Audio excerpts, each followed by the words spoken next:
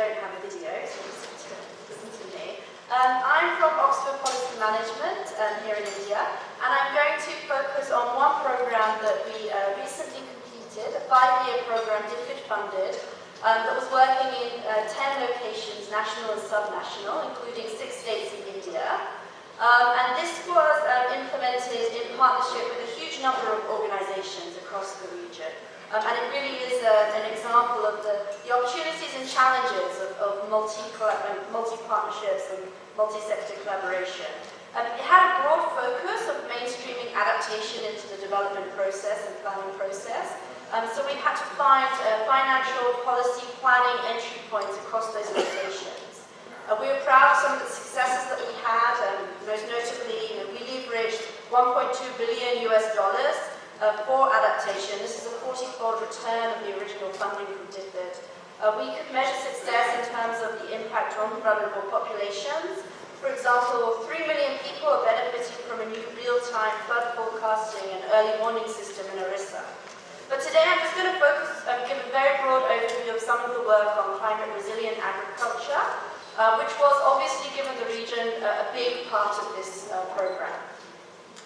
So the mandate of the program meant that we focused on the sort of resilient aspect of climate-smart agriculture. We piloted different ways of scaling up climate-resilient agriculture.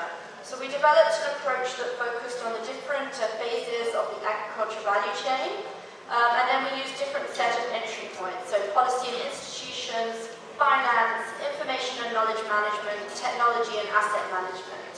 So for example, we carried out climate resilient agriculture value chains in 7 locations in 3 countries. This served 2 purposes. Firstly, we were interested to introduce and institutionalize this type of analysis and decision making within the government, but it also provided an evidence base to actually identify what changes and actions were needed.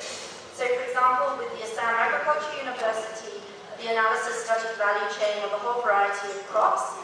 This led to the government adopting a detailed roadmap for reviving ginger crop, and also to establish a framework for creating seed banks. So we also worked with a number of governments, such as Bihar, and in Pakistan and Bangladesh, to integrate climate change into various overarching agricultural policies.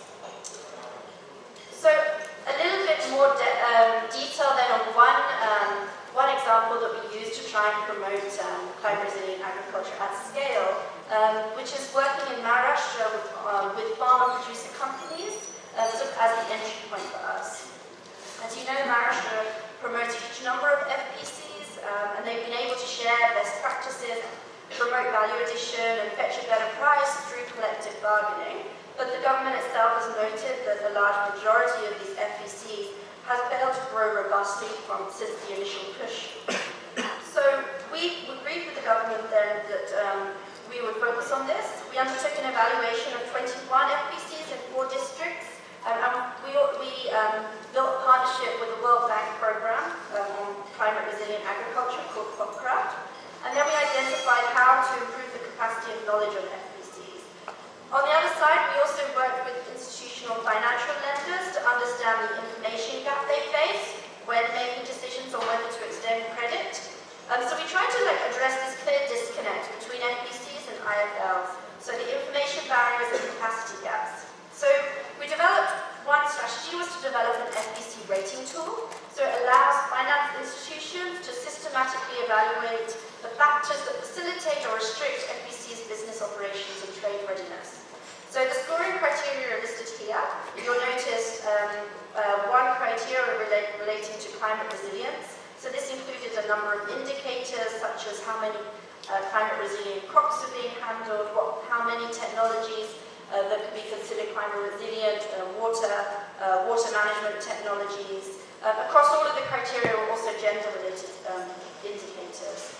So this tool has now been adopted by the government and the World Bank program, and 619 FPCs have been evaluated using it. We've also tried to roll it out through training both FPCs and local banks on using the tool, understanding what climate resilient agriculture means.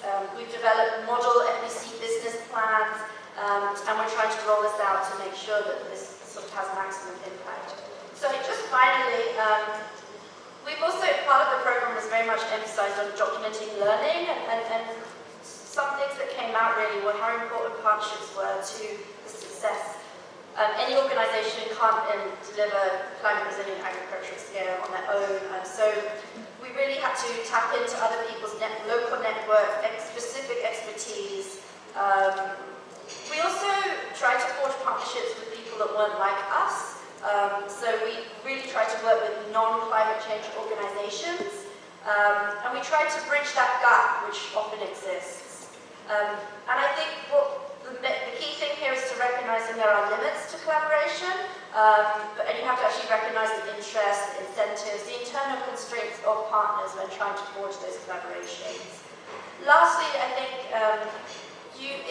in a 5-year program, it was just enough time to build some of those partnerships, but anything less is very hard, and the more time that you have available allows you to invest in those partnerships. A part of that is also very simple, just making sure that everybody else can take credit for the work, because that helps build up their local expertise, their local reputation and contacts. If you have any more questions on